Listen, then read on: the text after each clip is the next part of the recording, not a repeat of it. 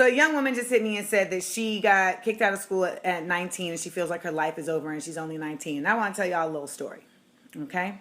This is the story of Amanda Seales at SUNY Purchase in the Conservatory of Theater Arts and Film. Let's go.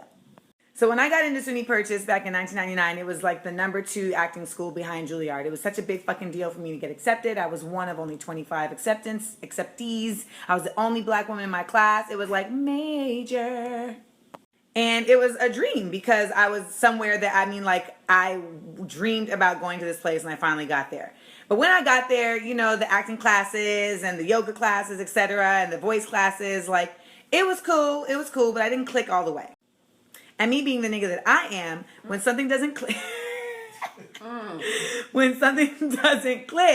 I ask questions. And a lot of times in these conservatory places, like when you ask questions, they feel like you're disrespecting.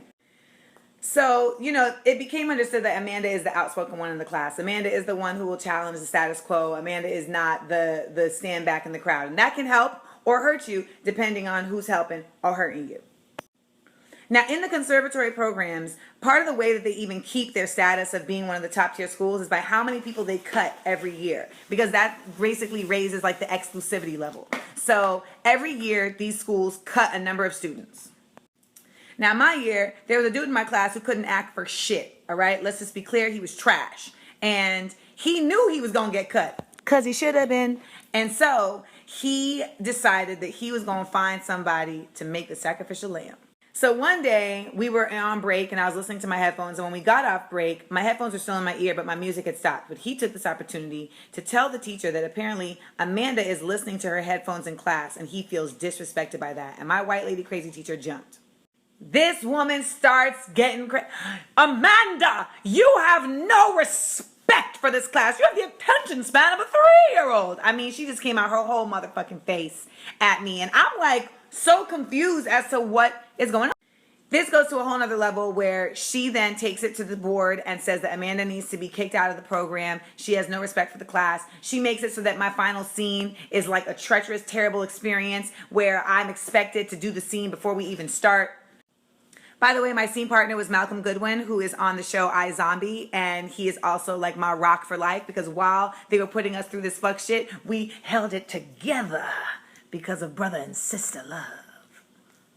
Anyways, long story short, they succeeded in getting me removed from the conservatory. They said I needed to take a year off because I was immature and I was not academically ready as a student. Mind y'all, I had straight A's for the entire year. This one little incident that wasn't even real is what set it off. So I actually got my entire class to write letters in my defense. And this bitch motherfucker, I actually came to him straight ahead and was like, you know that you're wrong, so you need to help fix this. And he even wrote a letter in my defense. We submitted 25 letters to the appeal board. The appeal board comes back and says, we cannot accept the word of 25 students over a tenured professor. Yes. These schools, they do not really care about your life. They told me I needed to go home to Orlando and take a year off to figure out my life. I, too, was 19 at the time. I thought my life was over. I thought, oh my gosh, like this had been my dream forever to come to SUNY Purchase, and now it's being stripped of me for something I didn't even do, and nobody wants to hear me, and nobody wants to help me. I'm the only sister in my class. I spent that whole summer crying and depressed and trying to figure out, like, you know, what is my purpose and what am I going to do? And listen, 19 is young as shit. You don't know really much about much. And I really didn't have a plan. I just knew I couldn't go home. And the reason I couldn't go home is because I left home to pursue my education, and I wasn't going to let nobody tell me where I needed to be that didn't really know me. These people at these schools, they don't really know you. You are a number and you are a tuition check.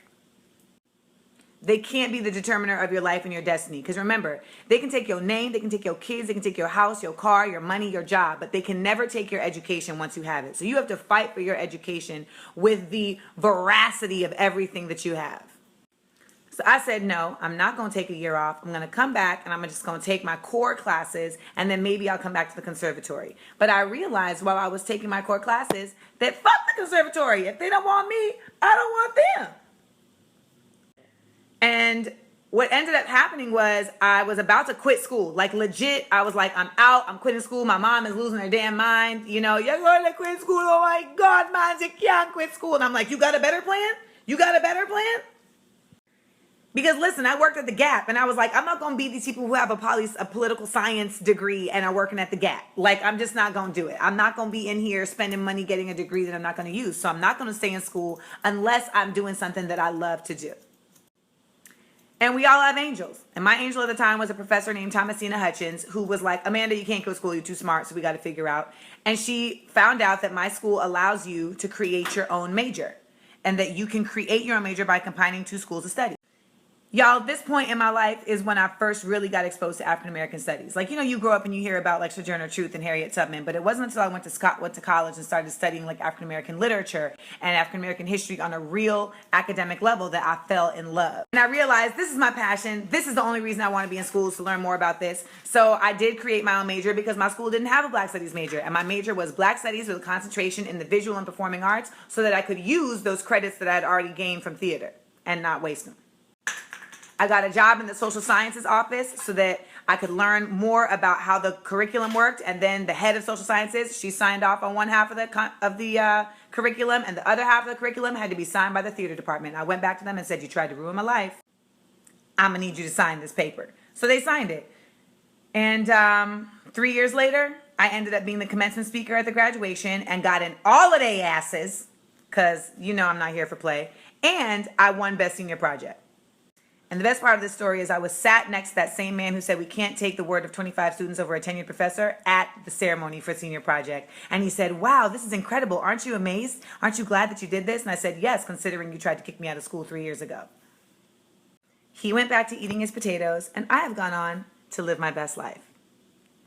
So to the young woman who thinks her life is over because you got kicked out of school, no, honey, your life is just beginning. This is a lesson to take with you. There's a life you learn with and the life you live with what you learn. So take this, learn from it, and keep on moving. Don't stop. Hey. I just want to add to the story that I was telling earlier so that we're just clear on this. The dean of the Theater Arts and Film Conservatory, as well as the dean of theater, were both two Black men who did absolutely nothing to help my cause. Don't sleep. So this situation was not a race thing or a white spaces thing. This was just human beings not being responsible for the fact that they are in charge at that point of young people's lives and futures, and they were being unaccountable.